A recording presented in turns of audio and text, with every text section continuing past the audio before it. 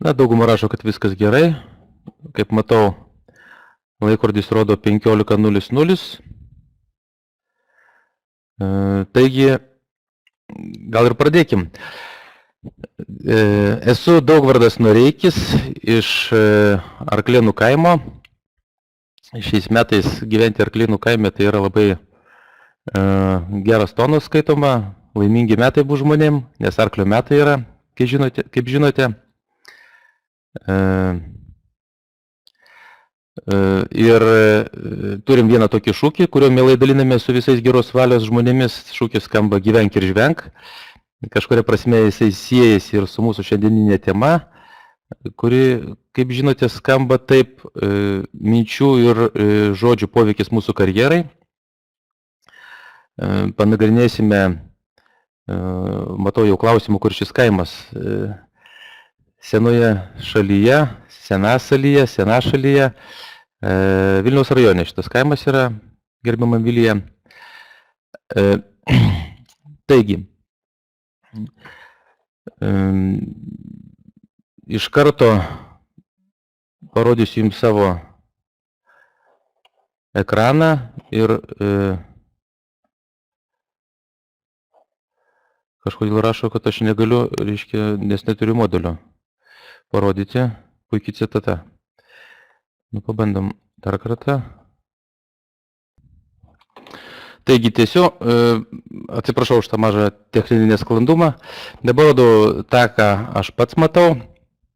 Noriu pradėti nuo tinklalapio Omo.lt, kuriame ir pasibaigus mūsų transliacijai galėsite rasti tuos piešinukus ir tas žinias, apie kurias aš kalbėsiu. Reiškia, iš pradžių tiesiog užeinam į Omo.lt, paskui yra skirsnis paskaitos, antras skirsnis dar kartą paskaitos. Ir čia mes turim pasirinkimą tam tikrų piešinukų. Pradėti norėčiau būtent nuo šito skirsnio, kuris nepilnai užsikrauna. Tas mūsų neturėtų gąsdinti. Jisai vadinasi kaip nugyventi 100 metų. Nagrinėjau straipsnius, filmus iš 100-mečių gyvenimo, apie tai, ką jie kalba apie gyvenimą. Ir aptikau vieną labai įdomią ypatybę, kuri iš tikrųjų jungia visus 100-mečius. Norėčiau jūsų paklausti, kaip jums atrodo, kokia tai ypatybė. Ir iš tikrųjų jau ne iš vieno virtualiai girdžiu, kad būtent tikriausiai nervai, ramybė, pozityvus požiūris, pozityvios mintis, iš tikrųjų taip ir yra. Visi jie, nepriklausomai nuo tautybės, ar laikmečio, ar kultūros, naudojasi būtent šitą taisyklę, apie kurią mes šiandien iš esmės ir kalbėsime. Galbūt norėčiau atkreipti dėmesį į kelis 100-mečius. Tarkim, šis žmogus, tai yra lietuvis Ambrozaitis, yra įtrauktas į Gineso rekordų knygą kaip vienintelis žmogus pasaulyje, kuris yra parašęs ir išleidęs knygą jau būdamas 100 metų amžiaus. Jo straipsnių yra daugiau internete, aš įdėjau tik tai vieną, kad nesikartoti, galėsite pasiieškoti, pasiskaityti, kaip jis žiūri apie jo požiūrį. Kitas yra Rusas Uglovas, čia paspaudžiančios nuorodos rasite tiesioginį, iš YouTube filmuką apie tai, kaip, žodžiu, jisai nufilmuotas tas filmukas 100 metų sukakties proga. Ir,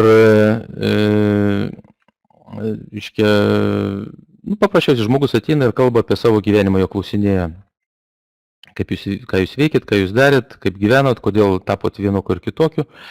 Ir, aišku, įdomu tai, kad šitas žmogus kalba apie tai, kad jų šeimoje buvo taip įprasta vaikystėje,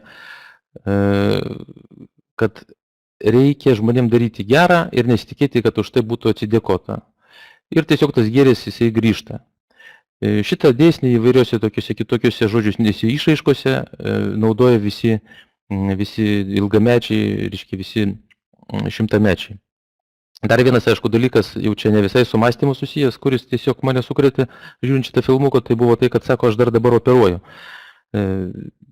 teisybės dėlį turėčiau pastebėti, kad šitas žmogus taip pat yra Gineso rekordų knygoje įtrauktas kaip ilgiausiai pasaulyje operavęs žmogus. Virš 50 metų jis darė šitą darbą. Meluoju, man atrodo, dar daugiau. Tiksliai neprisimenu skaičius, bet esmė ta, kad jisai klausė, kaip jums atrodo, kodėl aš galiu operuoti, būdamas 100 metų. Iškelia ranką ir mes tiesiog matome, kad, sako, mano rankos nedreba. O jūs nedreba, žinot kodėl? Todėl, kad aš, sako, gyvenime nei lašo alkoholio neišgėriau, nei vienos cigaretės nesurūkiau. Tai šita ypatybė yra galbūt pažymėtina kaip antra, ne 100% taisyklė, bet tikrai didžioji dauguma 100-mečių būtent nevartoja nei svaigalų, nei rūkalų. O tai jeigu kalbėti apie kažkokias tai taisyklės, tai manyčiau, kad būtent šios dvi yra svarbiausios. Taigi, dabar grįžkim tiesiogiai prie mūsų temos, minčių ir žodžių galia arba įtaka mūsų karjerai.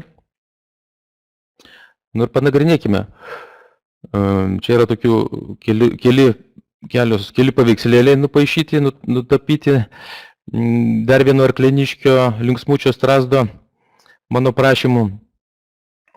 Ir šiuolaikinis mokslas yra psichologinis mokslas, aš manau daugelis iš tų, kurie klausosi manęs šitą žino, yra jau nustatęs, ištyręs, kada ir kokiom aplinkybėm ir kokios medžiagos cheminės gaminasi mūsų kūne, turiu galvoj hormonus.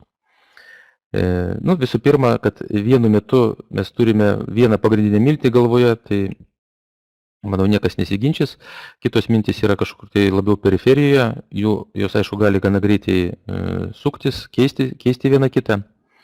Ir priklausomai nuo minties kokybės gaminasi tos medžiagos, tie hormonai. Jeigu mintis gera, apie kažkokius teigiamus dalykus, apie meilę, grožį, padėką ir taip toliau, gaminasi gerieji hormonai. Jeigu mintis, čia kaimynas strazdas užrašė pikta, bet tai ne vien pikta, bloga, tai gali būti susiję ir su baime, ir su kažkokiem išgyvenimais neigiamais, liūdėsiu, savigrauža, įsižeidimu. Tuomet gaminasi, mato tokie ten papaišyti kirmeliukai, tos neigiamos medžiagos, neigiami hormonai, blogieji hormonai, kurie, kaip matom iš šito paveiksliuko, tiesiog ima, valgo mūsų sveikatą ir neduoda mums jaustis laimingiam. Čia trumpas toks papaišymas, schematinis, iš kurio galima suprasti, kaip veikia mūsų sąmonė, pasąmonė ir bendroji pasąmonė. Jisai yra sugalvotas piešinukas šitas tam, kad aiškiau galėtumėm tai pamatyti. Taigi, jeigu grybo kepurė tai mūsų sąmonė, o kotas pasąmonė, tai grybiena, o juk mes tikriausiai visi puikiai žinom, kad grybai auga iš grybienos ir augalas yra ne tiek grybas, kiek grybiena, o pats grybas tai yra dauginimosi organas, sakykime, jisai išaugo tuomet, kai grybiena sugalvoja pasidauginti. Leidžia augti grybams, kurie išmėto sporas ir tokiu būdu grybiena, pagrindinis augalas, dauginasi. Taigi ir ta grybiena yra, kuri jungia daugelį grybų. Grybiena, kaip žinia, gali būti iki kilometro, reiškia, plotyje išsidėsčiusi, gana yra didelis, vienas didžiausių augalų pasaulyje, o iš tikrųjų teko skaityti, kad Amerikoje atrado ten net iki 100 kilometrų, reiškia, tokių spindulių augančią grybieną. Tai reiškia, kad ir pats didžiausias iš tikrųjų augalas yra mūsų planetoje. Ir būtent labai tinka tam pavyzdžiui parodyti, kaip veikia mūsų bendroji sąmonė, kaip mes visi esame susiję per kažkokį tai terpę. Šiuo atveju turim galvoje tą bendrąją pasąmonę. Taigi, dažnai per tiesioginės paskaitas tiesiog klausiu žmonių, kurie dalyvauja, kaip jums atrodo, ar gyvenime yra atsitiktinumų, ar yra dėsningumų, Dažnai sulaukiu įvairių atsakymų, būna, sako, kad taip, būna atsitiktinumų, kiti sako, ne, būna dėsningumai. Aš tuomet pasiimu monetą ir sakau, kas atsitiks, jeigu aš ją paleisiu, tarkim. Dauguma, aišku, žmonių sako, kad jeigu aš paimsiu monetą ir ją paleisiu, kad jinai nukris. Pabandysiu rasti monetą ir pabandysiu paleisti dabar. Jeigu jūs mane matot, kažkas rašo, kad grybas yra žvėris. Žymiai smagiau iš tikrųjų, kai matai komentaras. Taigi, kas atsitiks? Aišku, nukris. Ir kiek kartų be paleistumėm, tikriausiai nukris. Ir tuomet aš klausiu, o kurgi tie atsitiktinumai yra. Jeigu 100 kartų paleido, nukrito, tai atsitiktinumų, jeigu būtų, tai bent vieną kartą iš jų nenukristų tą monetą, gal kur nors į viršų pakiltų. Tai man sako, taigi čia sako žemės traukos dėsnis. Tai aš irgi galvoju, kad yra, kaip ir žemės traukos dėsnis, yra ir daugiau tų dėsnių, tik tai galbūt ne visi jie mums žinomi ir iš pirmo žvilgsnio gali atrodyti nesuprantami.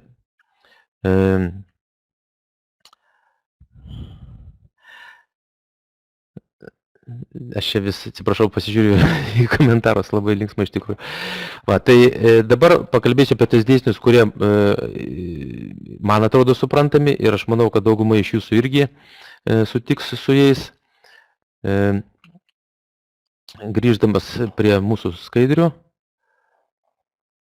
Prie skaidrių grįžti negaliu, nes kažką netai paspaudžiau. Pirmas kartas, kaip sakoma. Ką čia mums paleis?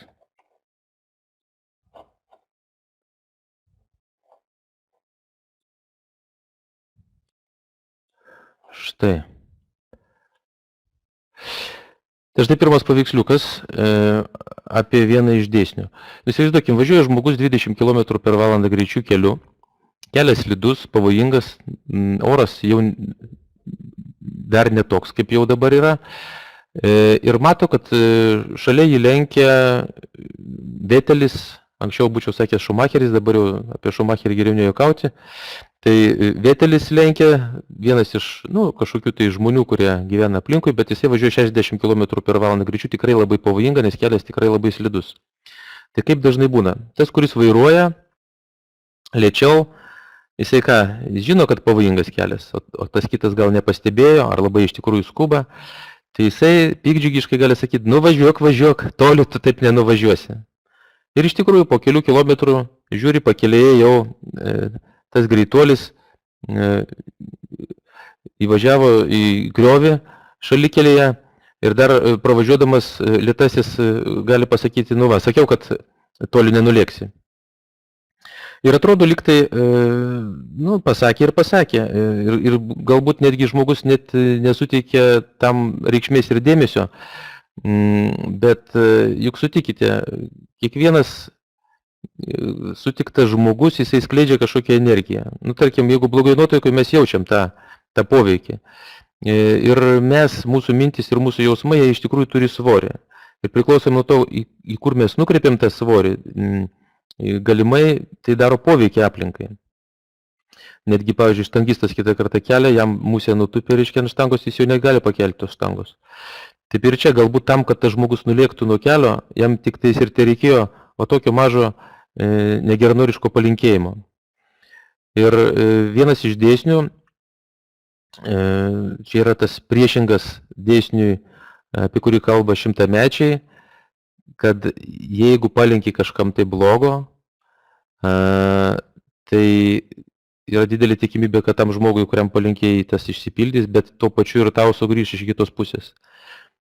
Tas, aišku, dėsnis veikia ne tik šitose aplinkybėse, bet ten, pavyzdžiui, mokykloje, jeigu kas ant kito sako, tai ant savęs pasisako, gali būti pritaikytas, arba jeigu vagi, tai ir iš tavęs kažkas bus pavogta.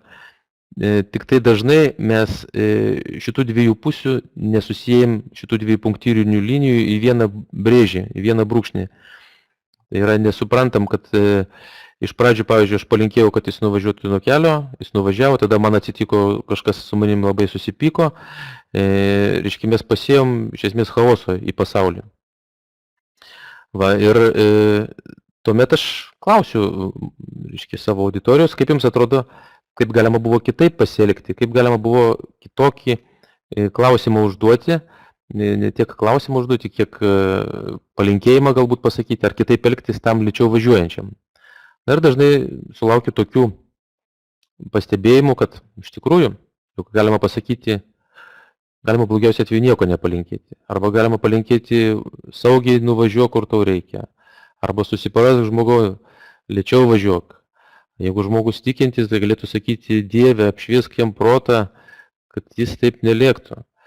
Va, ir iš esmės toks palinkėjimas aš jau priskirčiau prie šito paveiksliuko, kurį jūs dabar matote, tai yra būtent šimtamečių filosofijos išraiška šitas paveiksliukas yra daryti žmonėm gerą ir nesitikėti, kad už tai bus padėkota. Ir tai jums paskui geruoju sugrįžta. Tai palinkėkim gero, pasėsim gerą grūdą, žmogus nuo kelio nenuvažiuos ir paskui mums tas, reiškia, vis tiek kažkaip atsilieps, nebūtinai tiesiai iš to žmogaus, bet iš kažkokių kitokių aplinkybių. Ir tokiu būdu kūrsime gražią, klestinčią, pozityvę mūsų mielą lietuvėlę. Dažnai nesugebėjimas suprasti šito paprasto dėsnio priveda prie to, kad mes neatsakingai išvaistome savo mintis, žodžius, energiją, iš esmės griaudami aplinką, griaunam ir save. Todėl kviesčiau pagalvoti, pamastyti apie tai, ar prisiminsite gal gyvenime iš savo patirties kažkokių tai įvykių, kurie galėtų iliustruoti šitą dėsnį. Įdomu buvo tai, kad aš Veličionėse su vaikais, yra tos vaikų socializacijos centras Veličionėse, kalbėjau apie šitą dėsningumą, tai vienas sako, iš tikrųjų sako, va, kai jis, rodo į kitą, reiškia, jaunuolį kėlė štangą, aš jam palinkėjau, kad jis jos neiškeltų ir jis jos neiškėlė. Bet tada ir aš, sako, 10 kg mažesnės štangos negalėjau iškelti. Va, tai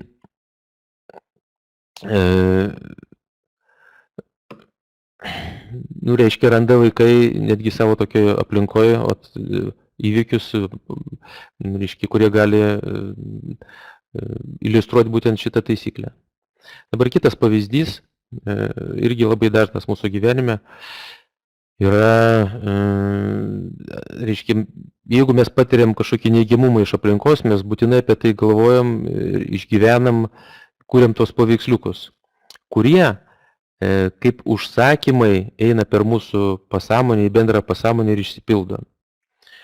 Čia yra, įsivaizduokim, jeigu turim kaimyną, kuris triukšmauja, galbūt ir išgerinėja, žodžiu, ramybės nėra, policija atvažiuoja, jį norėtų sutvarkyti, bet pats policininkas išvažiuoja su mėlynė po akim, sakysim, visiškai neaišku, ką daryti šitose aplinkybėse. Tai kokios mūsų mintis būtų tokioj situacijai? Nu, dažniausiai kaip būna, mano kaimynas ten durnius, jeigu švelniai tariant, aš neišsimiegu, man blogai sekasi. Ir būtent tokį paveiksliuką, užkrautą su mūsų jausmais, su neigiamais jausmais, mes kaip programą siunčiame į savo pasąmonę, kuri paskui susilieja su bendraja pasąmonė. Ir toks paveiksliukas yra kaip užsakymas, kaip tokio pačio lygio užsakymas, kaip mes restoranai darom, kaip prieina padavėjas, mes jiems sakom, ko mes norim, tai pasąmonė būtent taip ir supranta, kad mes norim, kad būtų kaimynas durnius, kad mes neišsimiegotumėm ir kad mes būtumėm nepalisėję. Ir po kurio laiko, tai ne iš karto atsitinka, pas mus atsikrausto dar vienas kaimynas, kuris prie viso to ne tik, kad pijokauja ir triukšmauja, jis dar šaudo su automatu pro langą. Iškai gyvenimo visiškai nebėra. Žiūrėkit, žmogus guli dabar paveiksliuke ir jis jau jokių minčių net nebeturi. Tai gerai, kad jis dar draugą turėjo, kuris jam pasakė, kad gerbiamasis, susivok, reikia viską daryti kitaip. Kokias tu mintis galvoji, tokią tikrovę tu turi.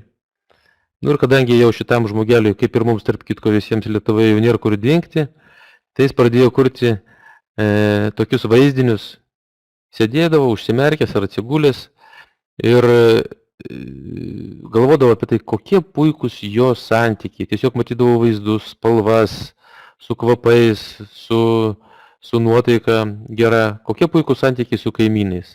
Ir diena iš dienos jisai kūrė būtent tokius vaizdus, nepriklausomai nuo to, kad jo kaimynai iš tikrųjų buvo prasti.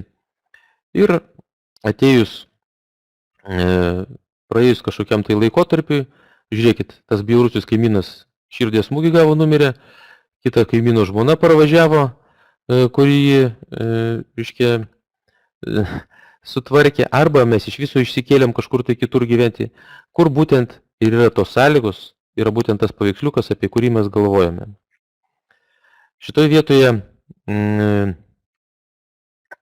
norėčiau papasakoti tokį atsitikimą, gal dar grįžtumėm atgal. Čia mano žmonos, mūsų dukterėčiom pasakotas receptas apie tai, kaip susirasti vyrą. Aš nuklausiau taip įdomiai, paskui bandžiau prisiminti tą, ką mano žmona yra pasakojusi apie savo gyvenimą ir tokius vėlgi dėsningumus įdomius išvedžiau. Tai receptas skamba taip. Vyrai gali ieškoti moterų tuo pačiu būdu, aišku. Taigi, receptas buvo toks, nepriklausomai nuo to, ką tu aplinkui matai, kurk savo galvoje paveikslą tokio žmogaus, su kuriuo tu norėtum gyventi. Ir vieną dieną tu jį sutiksi laiptų aikštelėje. Aš paskui galvojau, kaip minėjau, apie tos pasakojimus iš savo žmonos vaikystės, tai jinai pasakojo, kad Molėtuose, kur jie gyveno, pas ją name, buvo name, reiškia, gyventojų sąrašas iškabintas ir jai viena labai pavardė patikusi. Kitos tokios vidutiniškos, o viena patiko labai Noreikienė, ta pavardė buvo. Kadangi aš esu Noreikis, jinai yra mano žmona, tai dabar jos pavardė yra Noreikienė. Antras dalykas, jai labai patiko jos mamos pusseserės vyras, toks girdėtas gal kam nors, Algirdas Šeškus, šaulys pagal horoskopą, menais besidomintis, dvasiniais dalykais. Jinai irgi, sako, mąsčiau, galvodavau, kad man toksai būtų įdomu šaulys, kuris ir prie meno, ir ten gal, aš taip pats ir aktorius buvęs, ir muzikantas, reiškia, ir kad dvasiniais dalykais domėtųsi, o aš to tikrai visą gyvenimą labai kažkaip man įdomi, smalsi šitą pusę gyvenimo. Tai antras jau punkčiukas. Trečias punktas, kad jinai norėjo, kad būtinai būtų blaivininkas vyras, nes jinai matė, kiek tas, reiškia, alkoholio vartojimas atneša visokių blogybių, jinai tikrai nenorėjo šitą savo gyvenime. Tai aš irgi esu visiškas blaivininkas. Paskui, kai pasakoju žmonai, sakau, aš apie tavo šitą receptą žmonėm pasakoju, tai jinai sako, tai tu dar pasakyk, kad man ir pliki patinka. Žodžiu, tai pilnas toksai jos svajonių išsipildymas. Manau, kad kiekvienas mūsų tikrai rasime pavyzdžių, apie ką mes gyvenime svajoję esame, kokius piešinius esame piešę ir kaip jūs pritraukėme į savo gyvenimą. Svarbiausia yra viena taisyklė. Galvokime apie tai, ko mes norime, bet ne tai, ko mes nenorime. Nes jeigu galvosime apie tai, ko nenorim, tai yra didelė tikimybė, kad dar padidės tas dalykas, kurio mes nenorime. Taigi, čia kitas pavyzdys irgi apibūdinantis tą patį principą, jeigu žmogus tai būtų mūsų sąmonė, tas kompiuteris, su kuriuo jis dirba, mūsų pasąmonė, o internetinis tinklas būtų bendroji pasąmonė, tai iš to matytumėm, kodėl atsirado šitas antras piešinukas, kad parodyti skirtumą tarp to, kaip mes naudojamės kompiuteriu, kad tai yra viena kalba, o pačiam kompiuteryje jau tik profesionalai žino, kokios ten taisyklės veikia ir kad ten, reiškia, yra tam tikros ypatybės ir kad ta pasąmonės kalba šiek tiek skiriasi nuo tos kalbos, apie kurią mes dabar bendraujame. Dar ten matom piešinukį tokį kažkokį piktuką, tai tas piktukas kaip koksai virusas. Paskui mes dar apie tos virusus pakalbėsim atskirai, tam tikri memai vadinami, ar nuostatos, ar stereotipai, sakysim, kurie mums trukdo gyventi. Paprastai klausiu šitoje vietoje, kaip jums atrodo, ar sakinys aš nesergu ir sakinys aš esu sveikas, tai yra tas pats. Ar tai yra lygu, ar nelygu. Nu, žinau, kad dabar jūs ten tikriausiai daug atsakinėt, aš šito dabar dėja nematau. Todėl tęsiu tiesiog toliau tęsiu. Iš tikrųjų, pasąmonė skirtingai nuo sąmonės, jinai operuoja vaizdiniais, kalbasi vaizdiniais. Ne veltui atsirado toksai posakis, geriau vieną kartą pamatyti, negu 100 kartų išgirsti. O kodėl? O todėl, kad kai mes klausome ir kai mes vartojame žodžius ar juos skaitome, tai mes tokiu būdu pasąmonėje stengiamės nupaišyti paveikslą savo. Paveikslą, tų žodžių išraiškos paveikslą. Iškia, kaip ir atkoduoti tos žodžius. O kai mes gaunam paveiksliuką, tai nereikalingas joks atkodavimas, tik tai klinkt ir įkrito mums į pasąmonę tas paveiksliukas. Būtent dėl tos priežasties, dėl to skirtumo ir atsiranda viena tokia kolizija, šiuo atveju neteisinio, psichologinė. Aš nesergu pačiu geriausiu atveju, pasąmonė mato būtent taip, kaip yra pavaizduota šitam paveiksliukė. O dar greičiau yra dabar taip teigiama, kad net žodelio ne, jinai nemato. Jinai mato visų pirma vaizdinį šito žodžio, sergu. Ir tai yra kaip ir ligos pritraukimas, jeigu mes norim, pavyzdžiui, būti sveiki, tai turėtume sakyti, kad aš esu visgi sveikas, o ne aš nesergu. Kaip pavyzdį galėčiau jūsų visų paklausti, ką jūs įsivaizduojate, jeigu aš sakau, tarkim, nepuodukas. Greičiausiai visų pirma, visgi vaizduotėje kyla puoduko paveikslas. Todėl, jeigu mes norime patys save programuoti, o netiduoti tą programavimą reklamai ar kitų žmonių valiai, turėtume aiškiai žinoti tos taisyklės, kaip tai yra daroma. Taisyklės pagrindinės yra 3. Visų pirma, sutikite, kad už reklamą mokami dideli pinigai ne veltui, reiškia, jinai daro mums kažkokį poveikį. Tie, kurie daro reklamas, jie tikrai yra išsinagrinėję tos pasąmonės dėsnius, nelabai nori su mumis dalinasi, nors jie yra gana paprasti. Tai vat, jeigu norim patys save programuoti, galite pasiieškoti internete, yra toksai terminas kaip afirmacija, lietuviškai teiginys. Ir galima šitais sakiniais arba tiesiog vaizdiniais kurti savo aplinką, ateitį, savo, reiškia, savybės tobulinti. Tai pirma taisyklė būtų tokia, kad sakinys turi būti supavidalinimas, šitas teiginys, afirmacija, turi būti supavidalinimas, reiškia, be žodelio ne, reiškia, teiginių. Jeigu aš noriu būti sveikas, aš ir sakau, aš sveikas. Jeigu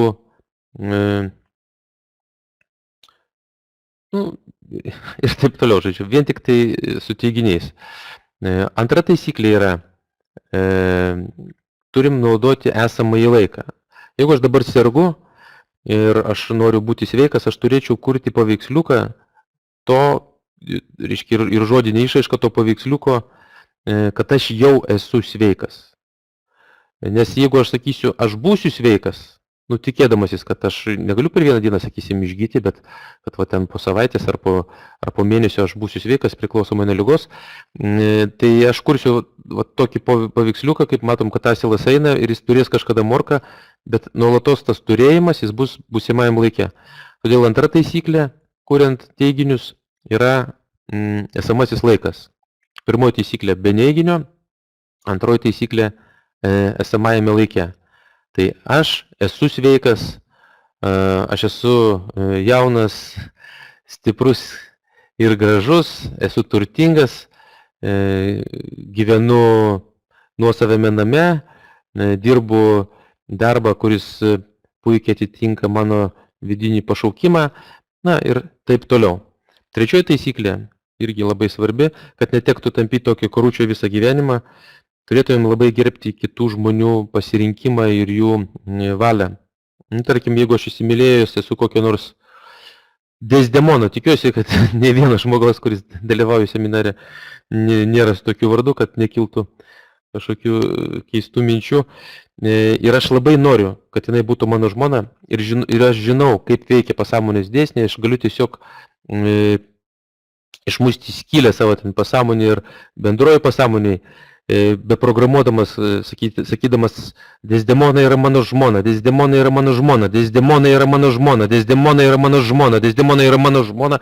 Ir galų gale ta Desdemona, kaip pusiau užhipnotizuota, reiškia, per tą pasąmonę, reiškia, paveikta bendrai pasąmonė, jinai ateina į Zaksą, mes susirašom, bet jinai net nesupranta, kas aš toks. Bet aš tokiu būdu, reiškia, pasiekiu man norimų tikslų, bet jie netitinka kitų žmonių tikslų. Todėl arba, tarkim, aš noriu turėti tokį namą kaip mano dėdė, bet aš sakau, kad mano dėdė padovanojo man savo namą. Tai irgi yra, jeigu sieti su pirmu paveiksliuku, kur metamas kaulas ir paskui šuo koja graužia, tai yra iš tos kategorijos šitas veiksmas ir jis laimės tikrai neatneša. Nei tokia santuoka. Jeigu mums reikia meilės, tai tiesiog, sakykime, mūsų pasąmoniai, aš esu mylintis ir mylimas. Ir jinai mus su ko nors sujungs ir galbūt tai bus ta pati Desdemona. Jeigu aš noriu namo tokį kaip pas dėdė, aš tiesiog sakau, aš turiu namo tokį pat kaip pas mano dėdė. Ir taip atsitiks, kad galbūt mes tokį patį pasistatysim, ar nusipirksim, ar kažkokiu kitokiu būdu gausim, o galbūt ir tas pats dėdė mums paliks kaip paveldėjimą. Nu, žodžiu, bet turėtumėm svetimos valios nepažeisti ir tada viskas bus sėkmingai, nesulauksim to neigiamo atoveiksmio, kurį paskui reikės visą gyvenimą nešiotis. Va. Yra toks anekdotas dar. Vaikšto žmogus 4, prieina policininkas ir klausia, pilietį, ką jūs čia darote? Nu, tas žmogus, reiškia, pakelia galvą, sako, na, aš raktų ieškau. Nu, policininkas galvoja, nu ką, gal išgėrė žmogus, bet taikiai nusiteikęs, raktus galim padėti jam surasti. Jisai galvoja, nu, aš padėsiu surasti, dairosi, nėra tų raktų, niekur klausia, o kur jūs juos pametėte, tos raktus? Sako, tai tenais už kampo. Ir rodo ranką ten į tolį. O kodėl jūs jų čia tuomet ieškote, jeigu jūs už kampo pametėt? Sako, tai kad čia šviesiau. Nu, toks juokingas, aišku, pasakojimas, bet taip dažnai būna, kad mes ieškom priežasčių, dėl ko mums nesiseka ne ten, kur mes jas pametėm. O tai yra būtent išorėje. Juk tikriausiai niekam nenaujiena, nesakau, kad iš jūsų gyvenimo, bet iš aplinkos. Kiek būna daug, reiškia, nelaimingų žmonių, kurie ar jie gimė, reiškia, ne tos lyties, ar ne tame amžiuje yra, kad kažko pasiektų, ar ne tos tautybės, ar ne toks išsilavinimas, ar valdžia bloga, ar tėvų auklėjimas buvo prastas, ar, nu, žodžiu, gyva, 100 priežasčių galima išvardinti, dėl ko jam nesiseka, bet tik tai ne dėl to, kad jisai pats susikūrė tokias programas, reiškia, kurdamas tos paveikslėlius viduje. O tai čia iš esmės viso šito mūsų užsiėmimo pagrindinis tikslas yra atkreipdėmėsi būtent į tą vietą, kurioje mes pametėme tos raktus. Tai yra į savo sugebėjimą ir savo atsakomybę kurti tos gražius vaizdinius, skleisti gerus linkėjimus, daryti gerus darbus ir nesitikėti, kad mums bus padėkota. O kodėl nereikia tikėtis, kad bus padėkota? O todėl, kad jeigu mes tikimės, kad mums bus padėkota ir mums kažkas užmirš, buvo svarbesnių dalykų ir nepadėkos, tai mes bus priežastis įsižeisti ir jausti nuoskaudą. O jeigu jau aš įsižeidęs ir jaučiu nuoskaudą, aš jau gaminu blogus hormonus. Ir 100 metų tikrai negyvensiu. Ir tikrai nesugebėsiu kito mylėti, nes mes dažniausiai mylim kitą kaip patį save. O jeigu patys savęs nemylim, tai reiškia, kitą mylim irgi tokioje pačioje kokybėje. Todėl iš pradžių išmokim save mylėti, save priimti, apie gražius dalykus galvoti, netgi jeigu yra ir grėsmės didelės. Netgi jeigu tankas į kiemą atvažiavo, mes galvojame apie kažką gražaus, hormonai apie gėlę gražią ant stalo, pavyzdžiui. Hormonai gaminsis gėrį. Yra keli būdai, kaip išvengti tų neigiamų minčių poveikio. Vienas, pavyzdžiui, dar ir pateiktas tokiame filme, apie kurį nuorodą galite rasti taip pat mano svetainėje, visi tikriausiai dauguma jau yra matę jį, tai The Secret paslaptis apie traukos dėsnį, kur yra kalbama, tai yra būtent apie tą dėsnį, kurį aš čia irgi bandžiau jums papasakoti. Tai ten, reiškia, yra toks pasakojimas tame filme apie žmogų, kuris pasiėmęs akmenuką, visą laiką kišenį nešiojusi ir kai tik tai jam kas nors blogesnio atsitinka, jisai tą akmenuką užčiapia ir prisimena kurį nors žmogų ar reiškinį su dėkingumu, tą žmogų, kuriam jisai yra dėkingas. Dėkingumo jausmas yra vienas stipresnių, jeigu ne pats stipriausias iš teigiamų jausmų. Jisai tiesiog išstumia visą negatyvą, visas baimės, įsižeidimus, nuoskaudas, pykčius. Ir tada, reiškia, mes vėl susigrąžinam savo mielosius teisinguosius hormonus. Ir vėl, reiškia, grįžtam prie laimingesnio buvio, negu kad juk nuolatos, jeigu mes gaminam tos neigiamus hormonus, neatsitiktinai tie vėžiai išsivysto. Sako, kad dauguma ligų nuo nervų. Tai būtent apie tai kalba yra. Vėžio ląstelės kiekviename iš mūsų yra, bet jos ima vystytis tik tam tikroje terpėje. O tą terpę mes patys sukuriam pasirinkdami, kokiais hormonais mes, reiškia, maitinam savo kūną. Antras būdas geras pakeisti, mano paties kaip netyčia atrastas, atsimenu, dar 2009 metai buvo, vaikščiau po savo kiemą, visas toks susirūpinęs, nes nežinau, kokių čia tų darbų bus, kaip čia toliau gyventi, šeimą vis tiek reikia kažkaip išlaikyti. Ir toks gultas pas mane kieme yra, atsiguliau aš to gulto, pradėjau žiūrėti dangų ir suprantat, juk žmogus toks padaras yra, kuris pradeda ne nuo to, ką jis turi, o nuo to, ko jis neturi. Jis ima dažniausiai žiūrėti, ko trūksta, kur kas suversta, kur ko nepadaręs, ar kur ko nors netekai, reiškia, nuo tokio negatyvo kažkaip į gyvenimą žiūrim. Netgi, jeigu pasižiūrėti į mokyklą, tai irgi mokinių pažymus taisome, tai rodome, kas blogai padaryta, ne kas gerai. Tai aš atsigulęs ant to gulto kažkaip padariau visiškai priešingą dalyką, aš pradėjau galvoti, ką aš turiu, o ne ko aš neturiu ir kokios man grėsmės grėsia. Pagaliau aš pasižiūrėjau į pirštus, su kuriais norėjau lankstyti tuos daiktus, skaičiuoti. Aš pagalvojau, aš turiu pirštus, aš turiu rankas, aš turiu kūną, aš turiu akis, kurios mato dangų. Aš turiu šitą dangų, nes aš jį galiu matyti, jis yra nuostabus. Aš turiu gultą, ant kurio aš guliu, aš turiu kiemą, aš turiu namą, aš turiu žmoną, aš turiu vaikus. Aš turiu mamą, aš turiu tėvą, aš turiu brolį, nors kartais su juo ir pykstamės, bet aš jį turiu. Ir aš matau priešai save obelį, nuostabiai žydinčią pavasarį. Aš ją turiu, aš turiu Lietuvą, kurią galiu mylėti ir kurią galiu rūpintis. Aš turiu visą žemę, kurią aš galiu džiaugtis. Žodžiu, aš tiek daug savo sakiau, ką aš turiu ir atėjau iki to lygmens, kad aš pagaliau turiu paskolą banke ir pasižiūrėjau į tai kaip į laimėjimą, ne kaip į trūkumą, juk tam, kad jie gauti, aš turėjau kažkokius tai atitikti reikalavimus, dėti pastangų, aš tai sugebėjau padaryti, aš sugebėjau ją išnaudoti teisingai. Ir aš, žinokit, atsikėliau nuo to gulto kaip koks karalius su to, žinot, šleifu, kuris buvo sunkiai pajudinamas. Bet jeigu mes pradėtumėm savo dieną nuo išvardinimo savo, ką mes jau turim, nuo patvirtinimo savo, ką mes vakar gero padarėm, kad mes esame naudingi, nepriklausomai nuo to, ar tai yra rutininis darbas ar nerutininis, tikrai gamintumėm žymiai teisingesnius hormonus, tas medžiagas, jaustumėmės žymiai geriau ir neprakeikinėtumėm, aišku, ir kitų, ir sukurtumėm Lietuvoje tokį puikų gerbūvį, kad grįžtų žmonės ir daugelis peštųsi už galimybę būti Lietuvos piliečiais visame pasaulyje. O aš šventai tikiu, kad tas yra įmanoma, nes mums tikrai labai nedaug trūksta. Tik tai šitų paprastų dėsnių taikymo. Ir pamatysit, kaip viskas apsivers. Dar vienas pasiūlymas, kurį visiems dabar siūlyčiau padaryti.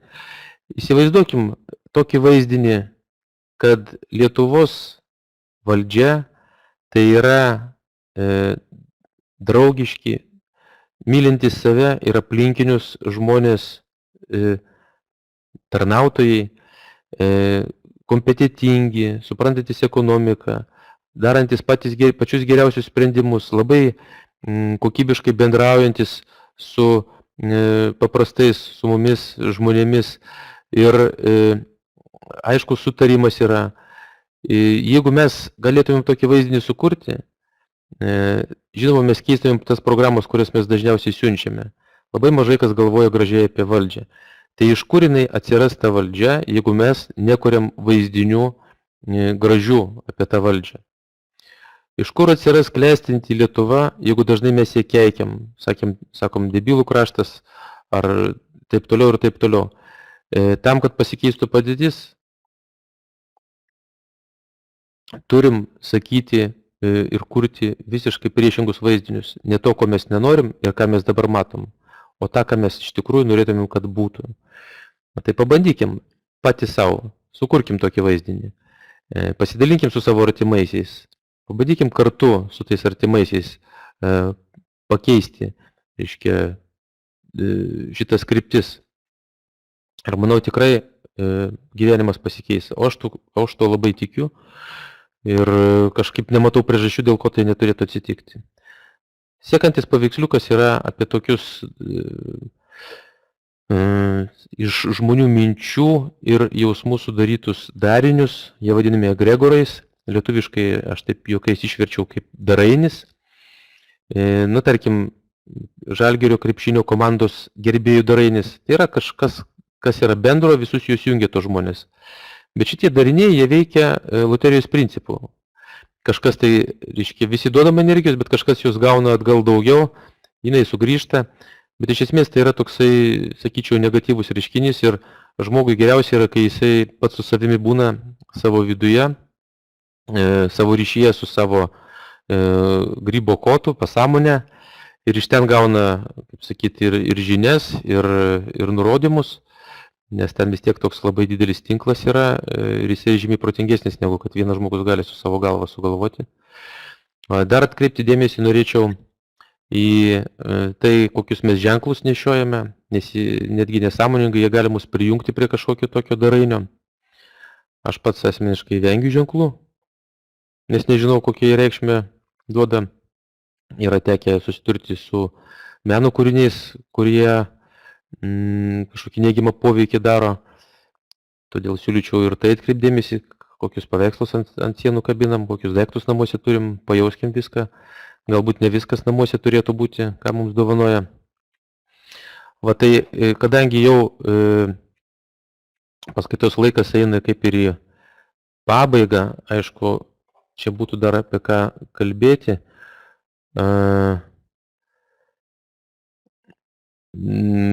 Aš laukčiau kokių nors klausimų iš jūsų.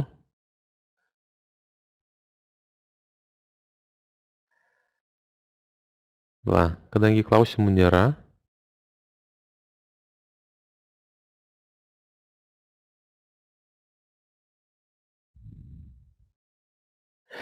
Na, jeigu nori kas nors ilgesnio, tai ačiū už padėkas. Ačiū Jums labai, kad susirinkot. Atsiprašau, jeigu kas ne taip, nes pirmas blynas, žinokit, net neįsivaizduoju, kaip visą tai atrodė iš šalies. Čia matau klausimų, kaip išlikti ramiems. Nu, yra visokių būdų. Pakvėpuoti giliai 10 kartų. Gal bus ir antras blynas.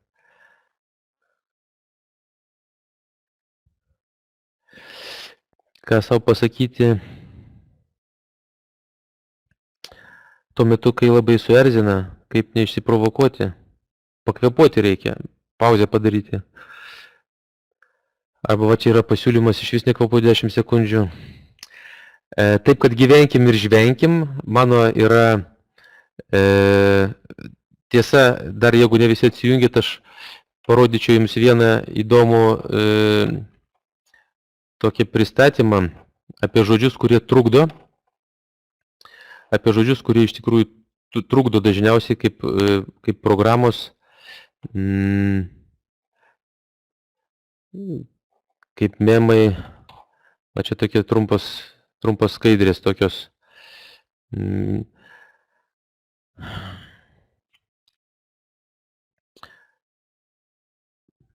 irgi tinklalapį yra nuoroda iš tas skaidrės.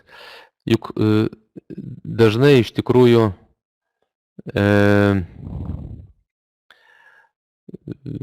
ir patys, ir savo aplinkoje girdime tokius žodžius.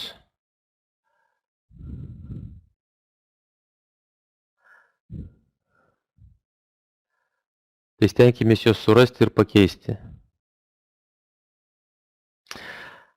Ačiū Jums, mėlyjei, kurkim gražius vaizdinius apie klestinčią Lietuvą, apie klestinti mūsų gyvenimą, apie klestinti žmonijos ir visos žemės gyvenimą. Ir manau, pasijusime ne pasiekme, o priežastimi. Ir kuo daugiau tokių žmonių bus, tuo stipresnis bus šitas teigiamos energijos pliūpsnis į visatą, į pasąmonę. Ir manau, mes spėsim pasidžiaugti mūsų darbo rezultatais. Ačiū Jums labai, klestėkime, džiūgaukime. Su Dievais.